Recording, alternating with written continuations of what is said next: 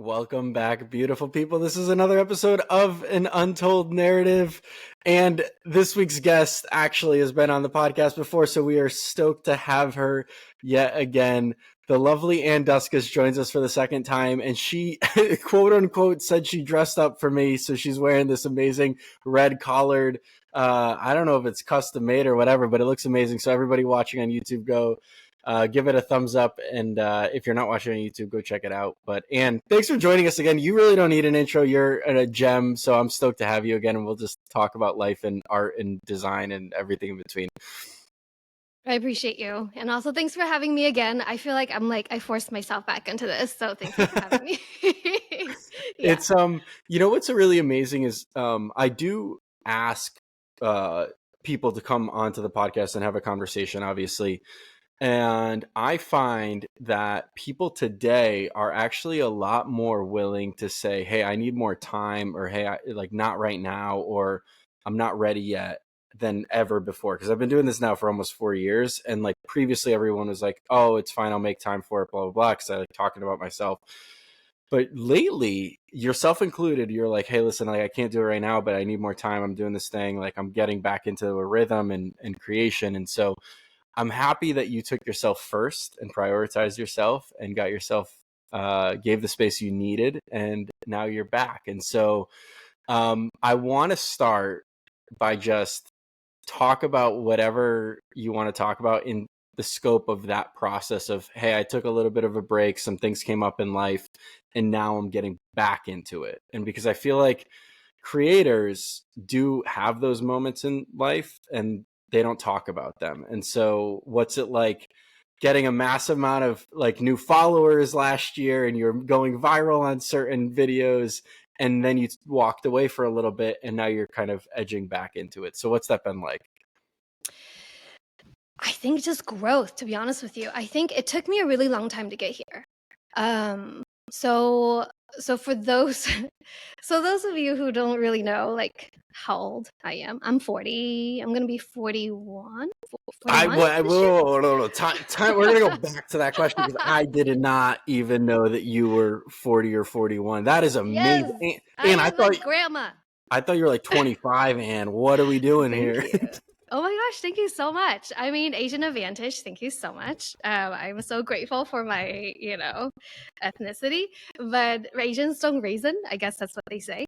And so I think there's context in providing sort of like where I'm at in my life age-wise, because I think, with that sort of comes from like, okay, she is, maybe this is not the right word to use, but maybe she is entitled to like make this comment because she's more experienced in life, or she's, had a longer career, or, et cetera. So I think it's important to point that out and not be afraid to be like, hey, I've been around, for a little bit, and like, granted, I'm still growing, but I think, going back to your question about like how I've sort of arrived at this place where I'm learning to give myself grace, and again, it's still a process. But I think, early in my career and just early in my life, I'm like people pleaser, right? I'm always like, yes, like let me do this for you. Like, how can I help you? And yes, anything you want, sort of thing. And I think over the years, it's gotten me into a lot of trouble because of it. For better or for worse, right? Because, you feel like you're capable of doing all of these things, and when in essence, like, you put too much on your plate and you end up being like half-assed at all the things that you thought you could take on, right? And so I think it was like maybe over the last 5 years, I've really have made a conscious effort in learning how to say no to things.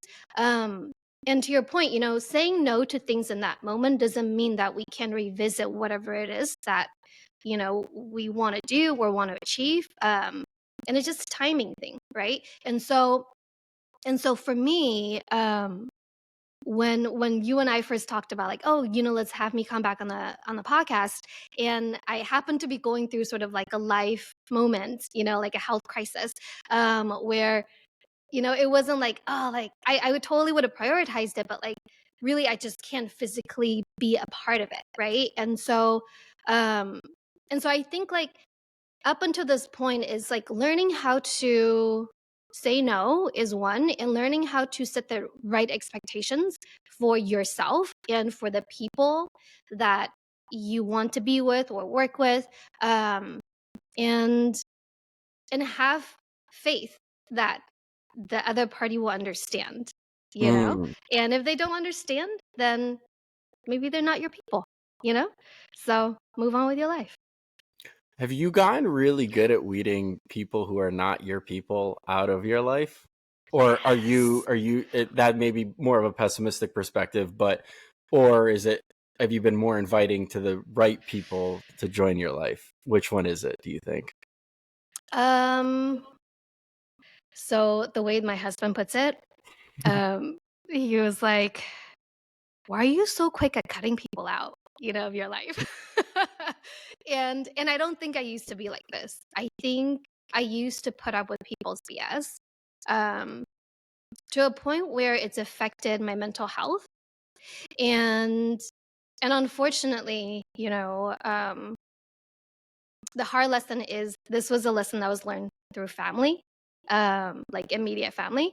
And so which I think adds a layer of complication into sort of this like cutting them out of your life. But I think, the biggest lesson I've learned in my mid 20s, where I think I've mentioned this before. I suffer like clinical depression for 5 years, and it was through my therapist where she helped me understand that, fixing other people's problem is not my responsibility.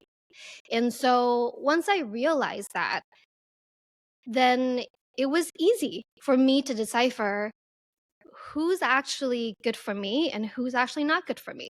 And I think again, being like having enough life experience now, to know, like, to kind of see through the BS, and not allowing other people to waste my time, and in turn like me not wasting their time, if we're just not jiving or vibing, Mm. That's really amazing, and I definitely agree. My therapist said similar things of like the example that I gave her was like I told her like I started unfollowing like specifically women from high school, and because I was tired of seeing like their kids and them getting married or whatever. Like I don't give a fuck about Susie from high school. Like I don't care about their little son Evan. Like they offer zero value to my life. And she came back and she was like, well, don't you think like if you hyper focus your life, um, excommunicating all of those other, let's call them quote unquote normalcies, like don't you think you won't have as broad of a perspective? And I like sat on it and I thought about it, and then I came back to her and like the next session, and I was like, Kate, I understand the broader perspective, but like I still like I need to like excommunicate those people. So like I loved the internal dialogue and the conversation. It doesn't have to feel so negative, right? It's like doing whatever is best for you in that moment. And maybe if it is your family member, maybe they could come back in 5 years. Maybe they learned something from the fact that you needed to step away for a little bit, right? Yeah, and I don't think it has to be like a negative thing, because in doing so, you're doing something positive for yourself, because then you're putting yourself first and you're taking care of yourself, right? And I think for people like us, it's like it's often hard for us to put ourselves first, and so I think it's definitely a conscious effort, um, and convincing yourself that it's okay to be selfish, you know? Mm, it's okay to be selfish. I think It's it's got to be contextualized, right? Because otherwise, I'm going to clip that, and Yeah, it's going to make you seem like a bad person, Anne. right? I know, right? Yeah, no, you're 100% correct, right? Yeah. what what do you do? Like, it's got me thinking. It's like, do people need to be more selfish in order to be happier? Okay. So maybe this is a question for you, right? Because no, honestly, like I want to turn this right back on you because, when I think about you doing like 144 miles in 12 days, right? Yes, like on paper, you're doing something for the greater good, right? Because there's a cause that's tied to this.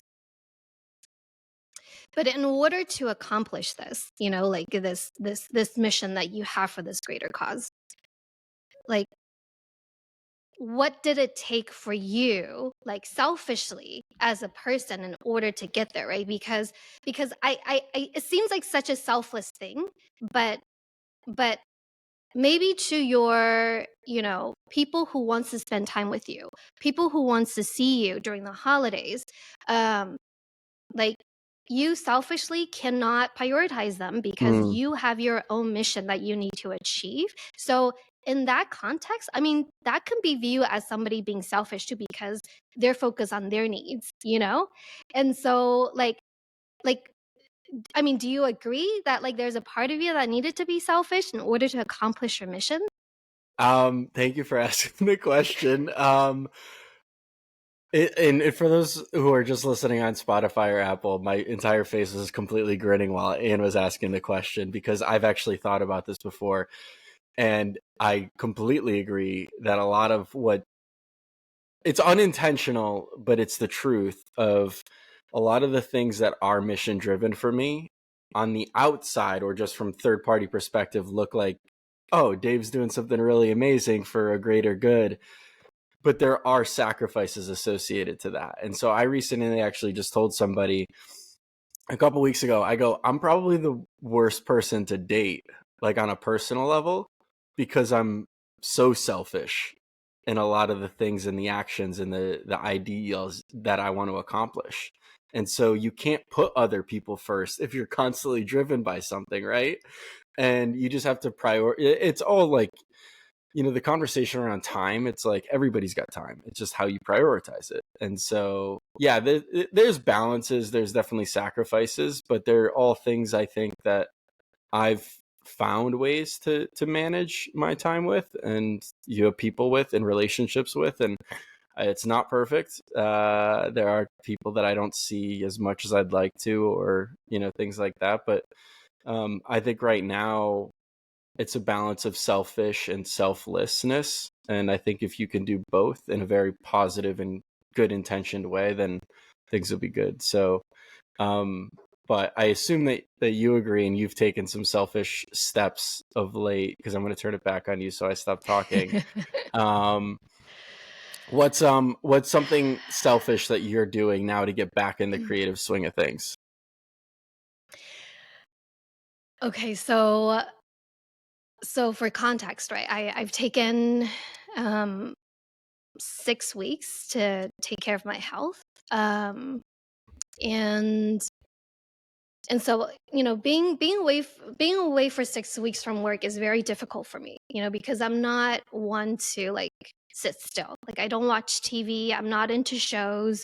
I'm a very active person. And so to physically have to like lay there and just like rest was like really hard for me. And the only thing that I have with myself is my mind, my internal dialogue, So during this time, like I did a lot of like self-reflection, right? But it's so interesting because again, like I'm so used to like being like a self like somebody who's self-employed, somebody who's a dog mom, somebody who's a wife, and somebody who likes to take care of things around the house. And so to suddenly like relinquish all of those responsibilities, one was very hard for me because I have this internal guilt, right? I was like, oh my gosh, like I'm not contributing in any way. I can't even walk the dog, and so my husband, like after work and before I have to walk the dog, and then take care of dinner, all those things that I'm used to doing. All of a sudden, it's like, oh my gosh, that's so selfish of me to like not contribute. When like, no, like if the situation was the other way around and my husband was down, like I'm like, please, like just rest. Like let me do all the things for you. Like I love to do that, right? And so and then so like through that process, I've also had a chance to really think about like work, Mhm. and reflect on like what am I really doing with my life and my career, and I think last time I was on your podcast, it was like 2021, and I think that was when I just started my own business, Mhm. during the pandy, and again, like so much has changed during this time, and But even through this entire time, like over the last couple years, it's still been like a journey of self-discovery. And um and selfishly, I think, if I'm going back to your question, I think I'm only in the last few weeks just sitting down by myself, discovering that maybe it's okay for me to be an artist. What? And I think, I know that sounds really silly, right? Because I think if you even look at my Instagram account, I think like my title that I gave myself is a footwear centric conceptual artist, right? So Mm. so I think like over the last year I've started calling myself an artist, but again, like because I've had a career in design, I'm a trained designer. I'm used to like supply chain, logistics, and the business side of running like a fashion business, that it's very difficult for me to kind of like separate myself from that, what I can do technically versus what actually brings me joy Mm. and what actually engages with people, you know? And so, yes, like what I do in footwear design is very interesting, but like what I do in my art that I can create through my design, in my opinion, I feel like it's even more interesting, to people, again, based on the feedback that I've been given, right, publicly. And so I think it's been really hard for me to I felt like it was selfish in the past, to accept the fact that like I can actually be an artist if Mm. I wanted to be an artist, and call myself an artist if I wanted to be an artist, because traditionally, culturally where I came from, like being an artist is not a real job. You don't get paid for being an artist, which again, like on social, like it looks like I've made it, but like the reality is like I'm still a struggling business person, artist, whatever you want to call it, and we're all just trying to find a way to monetize, like how can we make what brings us joy sustainable. Mm. So I think like the first step is really like embracing like who I want to be, and who I want to be is an artist. And so I think I'm like overcoming that selfishness a little bit. I'm still working on it though. So This yeah. is this is fascinating, and I just want to pause for a second and let people know that everybody talks about how like it's a journey and you're gonna find out who you really are and blah blah blah and all this like rainbows and butterflies stuff. It's taken you 40 plus years to figure out it's okay to tell yourself that you're an artist. I think that is amazing. And everybody's always rushing to figure out what they're going to be or what they're going to become, when the reality is like we have no idea. You're going to be a designer in phase 1, and then you're going to be in apparel phase 2, and then you're going to be a maker phase 3, and then maybe all you wanted to be all along was an artist. and that's okay too. And sprinkled in there, you're a dog mom and a wife and an everything else. And I think, do you think that this like pause, for health and self-reflection has given you that, confidence to just admit that finally? Or like is there something that you've extracted over your pause that like has really stuck with you, or a saying that you've gone back to of like, yeah, like you keep telling yourself, or like what's been the thing that like has stuck with you through the time of self-reflection? Hmm. Yeah, I think like just so so I think like this all sort of stemmed from my obsession with CJ Hendry. Um Wait, really? Wait, Yes, I shout didn't know out. that. Shout out Yes. CJ Hendry. For those that don't Yes. know her work, it is beautiful and amazing, and she Ugh, is so talented. so So go on. talented. I'm obsessed with her, right? And so like I've sort of started going down this rabbit hole. I actually, before I went down, for like 6 weeks, like I started going down this rabbit hole of, okay, if I wanted to be an artist, like how do I monetize business as an artist? And nobody does it better than CJ Hendry, in my opinion, you know? And so like I started going down this rabbit hole of like listening to all her podcasts, like all the podcasts she's ever been on, all the articles she's ever been on, just like read up everything about her to like, how can I emulate her and her business, right? And and I think, like, that was, again, right before, like, I went down, and then so through the entire time, I cannot stop thinking about it, right? And, and so I think just sort of extracting from, like, who I wanna be, and, like, believing that there is also a place for me, um, and I think, like, for the longest time, like, I've had a really hard time with, like, what I create and what people see me as, and I would be interesting to hear, like, what from your perspective, like, what do you view me as? Like, if you had to put, like, a name or title or description to what I do, like, I'm super curious, right? Because I think there's a different perception of, like, myself, looking at myself Mm. versus how other people look at me. And so, you know, I started my business, like, again, I'm a footwear centric designer, artist, whatever you want to call it. And footwear in itself is a commodity, right? Like, you're a footwear designer, I'm a footwear designer, and, like, footwear is something we wear every day. And it's not this fancy thing. It's just like a life item that we have to have, right? That we put on every day. And and I think for me, I for the longest time, I had a really hard time struggling with that concept because it's hard for people, most people who buy shoes, to disassociate them from, why are you charging thousands of dollars for a pair of commissioned shoes when I can buy a pair of shoes for $100, you know? And but it's, again, it's two different things, right? Um and so I've often found myself, like, really frustrated with the space, and of people coming to ask me for commission work, and I've had to say no to a lot of them, right? And and I think, I was talking to a mentor of mine, and she was telling me that, like, and you need to start calling yourself an artist versus the designer, because if you're an artist, you can charge what you need to charge, and nobody can discount that because it's priceless, and and that's sort of like the this was, like, maybe last year, right? And that's sort of like a moment that kind of, like, started to kind of, tap into, like, "Oh, really? I can be an artist?" I didn't know I can go there, right?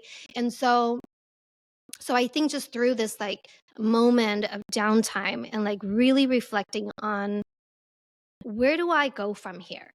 Like, besides, like, just showing my work, and if I don't wanna take on these commission work because people don't really understand the price that's attached to a commission work, then maybe I'm not doing a good enough job educating, Mm. my prospect or the audience who's looking at me, that I am an artist. I'm not a designer that sells everyday goods, And so during this time, I've just been thinking a lot about, like, okay, how do I pivot and present myself differently? Um, and maybe from more an artist perspective than just somebody who makes shoes, you know? So are we about to enter a new phase of Ann Duskus studio online? We Yes. are? Okay, interesting. Listen, I mean, hopefully. I mean, to start, you heard it here first. But to start, honestly, like, coming back into the studio this week, is the first week I've been back, and I'm like, oh my gosh, I don't know how to social media. Like, what is social media? It's been, like, so long, right? And but then also on the same token, it's like, and, like, I've actually have, like, recorded so much footage since I got in this week, I was like, "Oh, I'm gonna do this, I'm gonna do that," right? But then I looked at it, I'm like, I can't use any of this, like, I what is like, why, like, this doesn't make sense, right? And I think there's a part of me that's still kind of stuck on, like, I need to do things a certain way because I thought I had figured out a formula last year, right?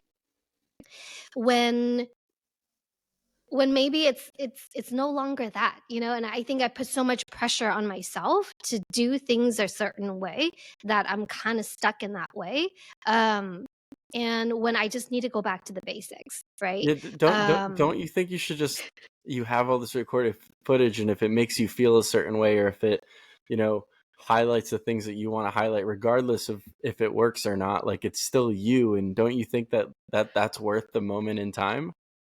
I mean, I think that's worth it, you're right, and I think at some point, I just have to put out a compilation because I have so much footage I have not put out, honestly, like, over the last, like, years, maybe I'll put, like, a mini docuseries together, I mean, but I think that would be an amazing idea, and you're I struggle with amazing. this too, right? Because I like record and I take so many photos of like pretty much everything I do, and then what I share is so diluted down to a 1 or 2% of everything that I take, and like I'm very selective as to like what I put out, and people are like, "Oh, you're so transparent." I'm like, I'm actually not." Like, and it's pretty funny. It's a very funny conversation to have as a creator because like you want to be I think we all want to be perceived a certain way. We want to be perceived how we perceive Mhm. ourselves. And so like putting out the wrong thing is scary. And, especially if you're want to now transition from a designer to an artist. And, you asked me the question earlier of like, what do I think Ann Duskus Studio is? I mean, I would say that you're a creator. I think you create things and you bring value in different ways through your whatever that creation is, whether that is footwear design, whether that's sneaker chocolates, whether that's videos, whether that's your podcast, like whether whatever that is, you're just the creator and you bring value in different forms. And so yeah, I mean, I don't know if you need a specific name for yourself. I think you just whatever's authentic to you in this new phase. And I think as long as you're conscious of you're doing it for yourself versus for somebody else, I think that's always the main Mm, reason. But I think you know that. 100%, and I think maybe oftentimes we're too hung up on the title, right? Of, "This is who I am. I have to stick by it," which is so silly, right? Yeah. Um Yeah, I'm just a human being of all things, It is Yeah, so yeah. I am struggling with social media in general lately. Like I'm actually like really addicted to it, and like I've confronted myself now about it, and that's why I'm vocalizing it here is like I have a serious problem and I need to figure out a way to like step away from it but still do the things that I love doing and interacting with people and getting people inspired about certain things, and because I love that aspect. But I'm so goddamn addicted to TikTok. I'm so goddamn addicted to like just constantly having my thumb click on Instagram and then close it immediately. Like I'm not even doing anything there. It's just like it's so frustrating and I can't figure this out because we're like in this hamster wheel of attention and it's so frustrating. So yeah, I'm trying to figure that out too. Okay, so that's really interesting, and I want you to know that you're not alone. I feel like all of us are addicted. Whether if you're addicted to Reddit, if you're addicted to TikTok, Instagram, whatever it is, like we're all addicted digitally, and so you're not alone. So like. And I think, for people like us, it's like so easy for us to be so hard on ourselves. It's like, why are you wasting so much time looking at social when you can be doing something more productive, right? And I think that's where the guilt of being addicted to technology comes from. um and sometimes, and maybe I don't know if this is me like making excuses or me trying to like convince myself it's not a bad thing, um but oftentimes you hear me like say like, oh, this is part of my job. Like I have to be on Instagram Mm, because I have to engage with like my community, whatever it is, right? But if you look at people who has a shit ton of followers or celebrities, just to put it simply, like you don't expect them to engage with you, you know? Like, and it's like, and given the climate of our social media, like the way people use social media these days, most people like use it to just like look at stuff. Like they don't mm-hmm. even like a post. They don't engage with a post. They just like to scroll. Mm-hmm. And so I think in sometimes, as creators, we put a lot of pressure on ourselves to like thinking that we have to engage in order for our engagement to go up and build our community when in reality, like most people don't even understand that's what you need to do to help somebody you like on social grow. And so I think like one, I think it's okay to be addicted, and two, it's like if you are honest with yourself and you are in other ways doing something that's productive, then maybe it's just a balancing, right? Like, yeah, you looked at social media for 3 hours, but did you also do something productive for 3 hours, like running a half marathon? I mean, you do that an hour and a half, but like, you know what I mean? So like, yeah, okay. So then, then I feel okay. I feel better about it because I didn't just sit there for 6 hours looking at Instagram. You know what I mean? It's So, the perspective for sure that helps. And I'm gonna ask a question, then I'm gonna give you context on it.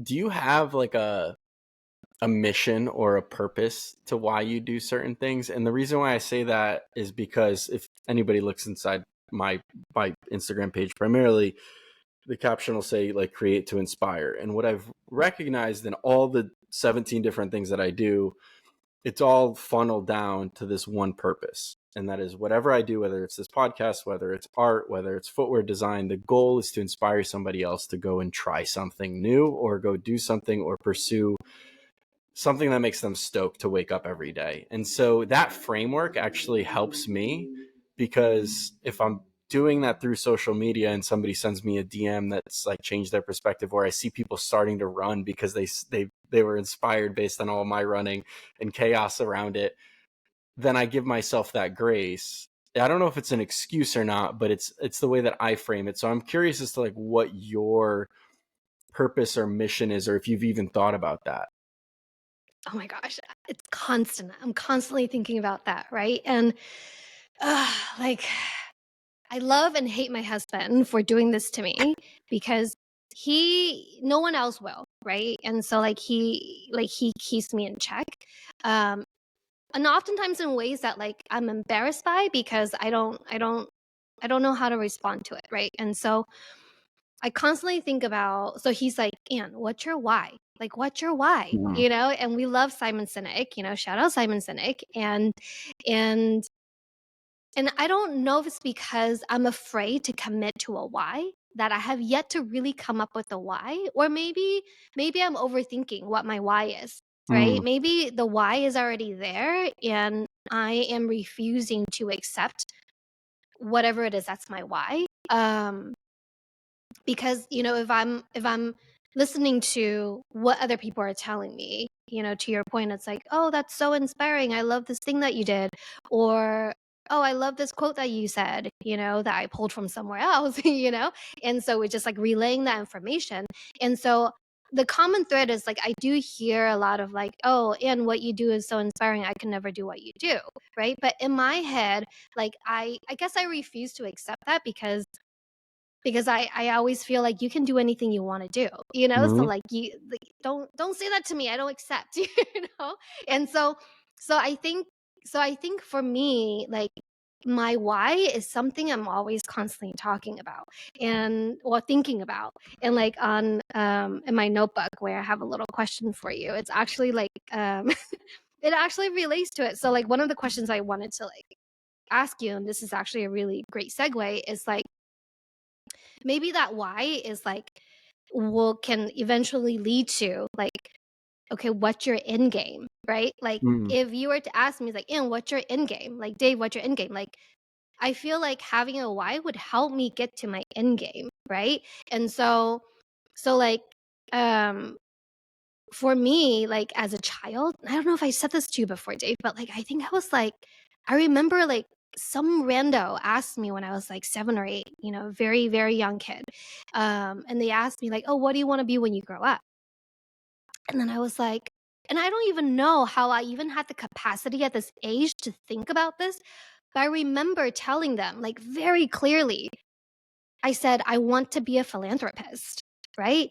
And I was like, but then now in hindsight, I was like, what the hell, and I just remember like when I was young at that age, I had remember seeing this philanthropist on TV giving away like a shit ton of money, and just seeing like the joy that people had around him when he made this like grand gesture. And I was like, I want to be that, you know? And so I think like for me, I really need to spend some more time thinking about that too, because I think one, it's hard for me to to come come to the realization that I can be an artist, and two, being a philanthropist is also kind of like can you be a philanthropist? You know? And like being a philanthropist can come in many forms. Like it doesn't Mm. have to be like money, financial, like driven, right? It can be your time and your, physical presence of something, right? And so I think for me, I think it would really help me like define my why if I start to kind of really focus in on, okay, your end game, if you still want to be a philanthropist, like what does that look like? Right. And so like, Dave, have you thought about your end game? Like what's your end game? I mean, I think it can change. And I think it should change.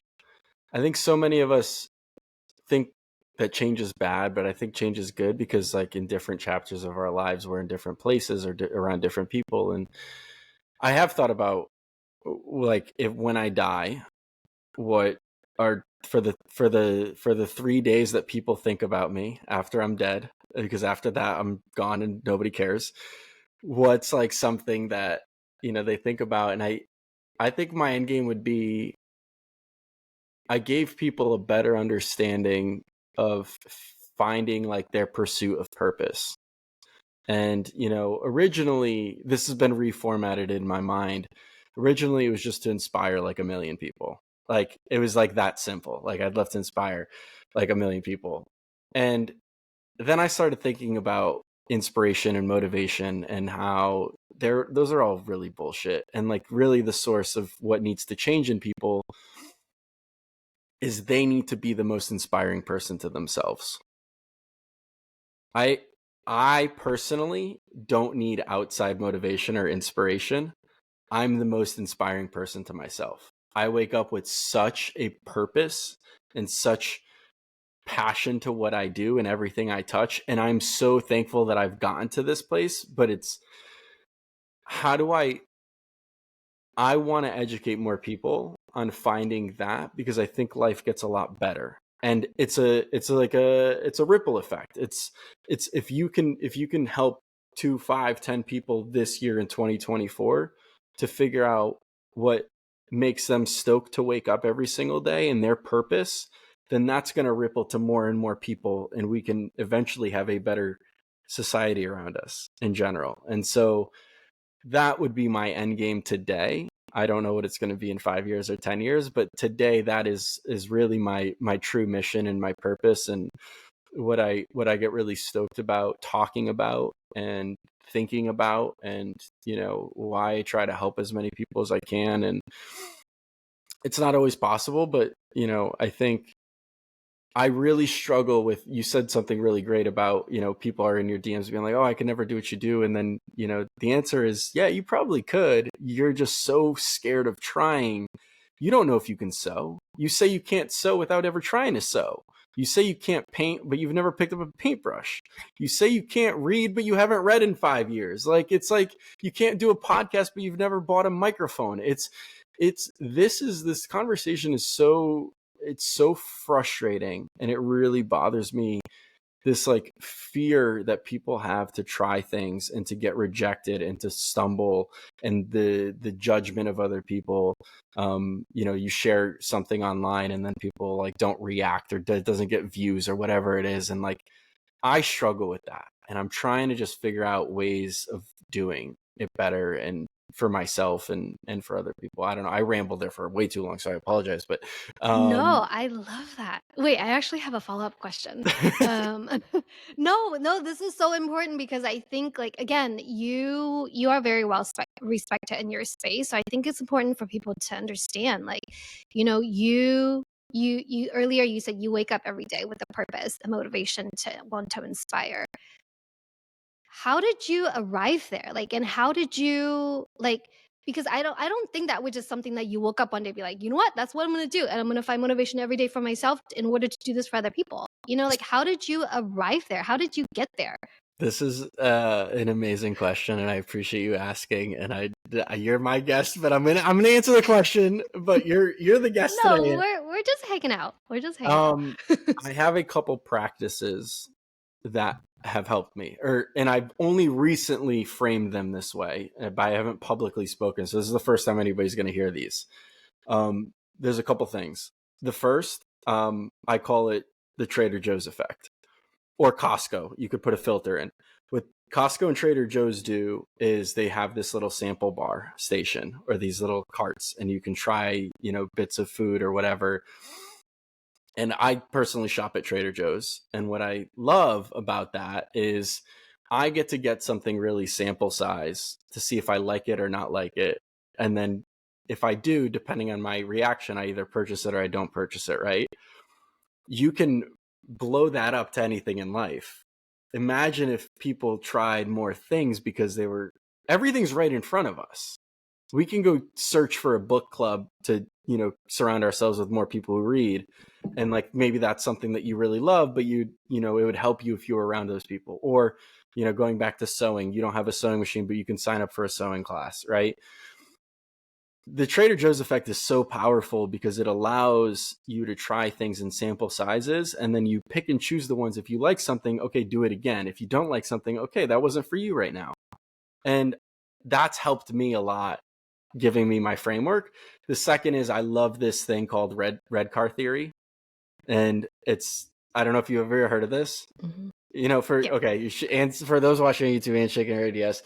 For those who are unaware of it, it's basically like if you're driving to work, and I'm telling you about red car theory while you're at work, and I'm going to frame it in the sense of like how many people know how many red cars they saw on the way to work today, and the chances are you're probably not going to know because you weren't paying attention.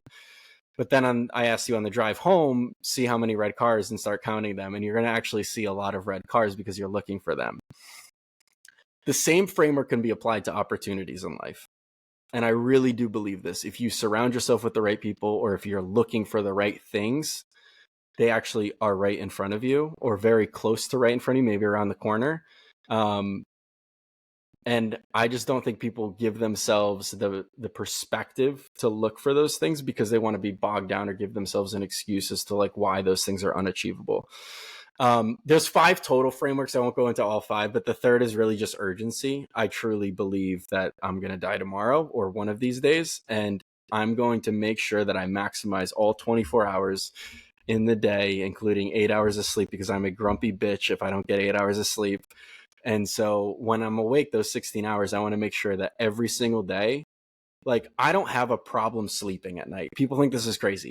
It's because I'm so fucking tired. It's because I've maximized my goddamn day. And I don't think people do that enough.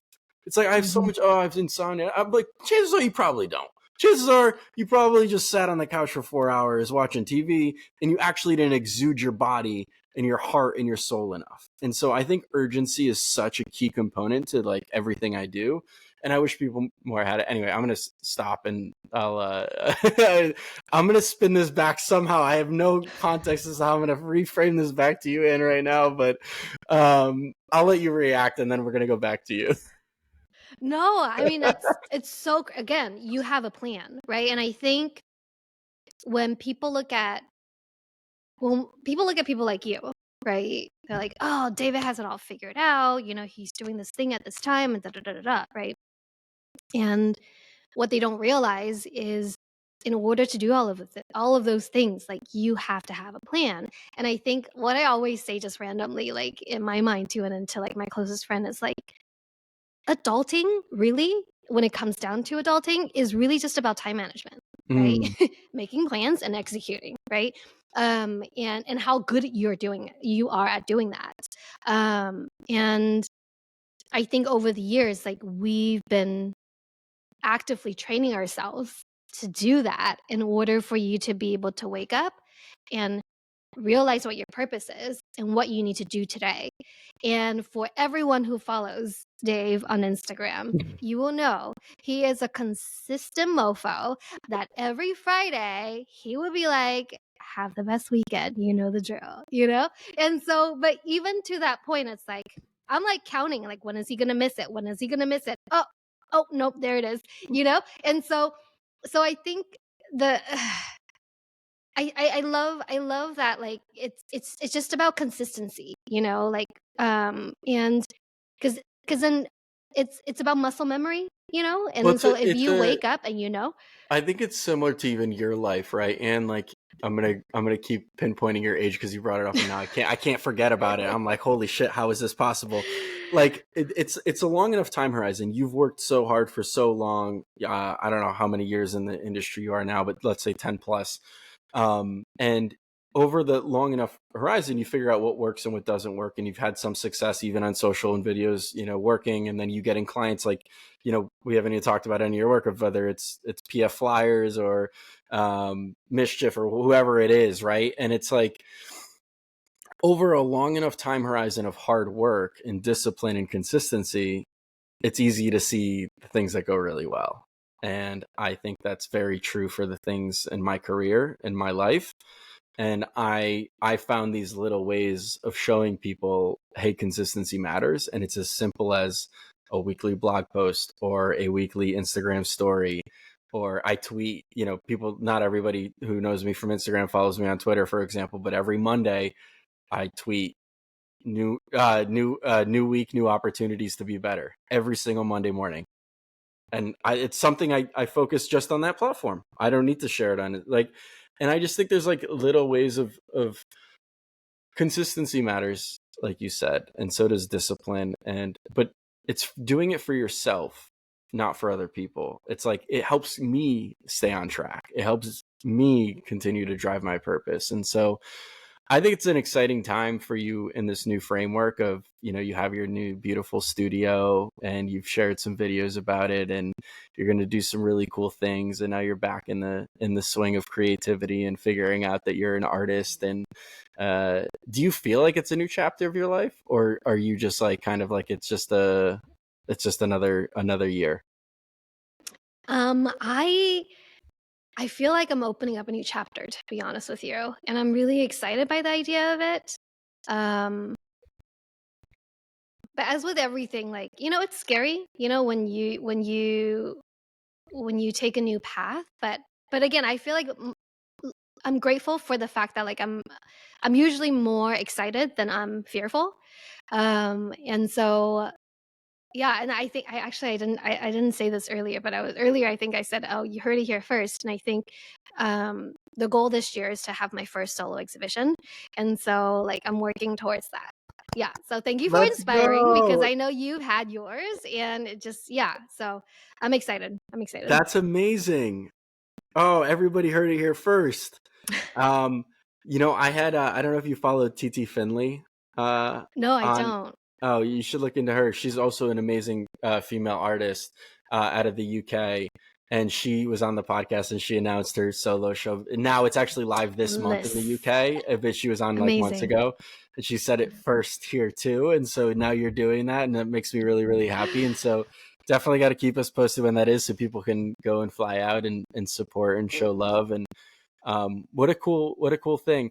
And we honestly could probably talk for a lot Dude, a lot yes. longer. And I know you have your little notebook of questions you want to ask me, and I'm not going to allow for any more of that. But Uh, I want to wrap up by giving you a moment of like, in this period of self-reflection, in your time, having successes and downs and ups, and is there something that roots you, like grounds you, like brings you back to earth? Is it a saying that your husband tells you? Is it a saying you tell yourself? Like, what's a piece of advice that like you find yourself always going back to? um, I was prepared for this question because I know you asked all of your guests this question. Um, I've been thinking about it, and I've been really toying with this idea of, people are like, "Oh, you miss 100% of the shot you didn't take, right? So Hmm. like, shoot your shot." And then looking back, like I don't necessarily feel like that's what I've done in my career. Um, and it's one of those things where like it wasn't until I like reflected on it in hindsight that I realized like what was different about it. And I really like the idea of, instead of shooting your shot, like shoot your shot, um, you should be creating your shot. And because I think, again, like looking back from my own experience, like a lot of the opportunities that's come my way, it's because I've created them for myself. And And it's so interesting because I think when I was working at Ariat, as a cowboy boot footwear designer, during that time, like, I can talk about it now. I think towards the end of my stint there, I was like really bored with what I was doing. And so I was like, oh, I really want to design a different type of footwear. So I was applying to jobs at the big threes, right? Like Adidas, Nike, Puma, name it, right? And nobody cared about what I did. Nobody cared who I was, right? Because like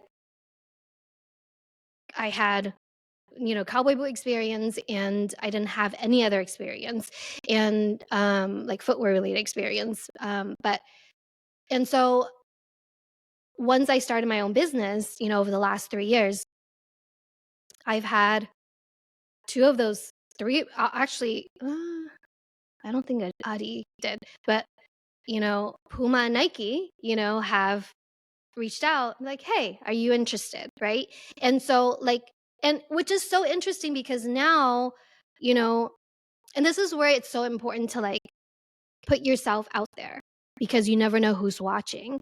And so for me, that again, that is like such a valuable lesson that I've learned from starting my own business and being able to position myself in a way that like I'm no longer designing against somebody else's creative brief. I'm designing what I want to create and I can actually create it and show people what I can do. And so that really helped people make a connection of who I really am as a designer. And so now they're coming to me without me even looking. And so I think, that's just an example, like, of like all of the other many things that like I've done that's helped create opportunities for myself. And so instead of waiting for your shot to come, like I think it's important to create your own shot. I think you unraveled what your self-definition of designer versus artist is. You said that I'm creating for myself versus a brief. And then you went back to calling yourself a designer, but somebody who creates for themselves is an artist. That's like by definition. And so I think what you just said is You actually really see? perfect. It's actually really No, but perfect. like you can see my internal conflict that's like spewing out in real time, right? I'm working on it. I'm working on it. That's amazing. Yeah, I agree. Create your own shot.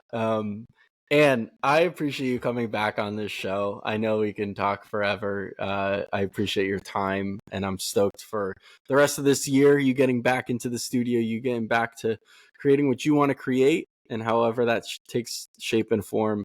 And yeah, I hope people really listen. You can look up Ann Duskus. Your name will come up on Google or on Instagram. You don't have to plug your socials, but go check her out. Go give her a follow. Go say hi and support her stuff. And thank you as always. Thank you for letting me take up so much of your time. I appreciate you.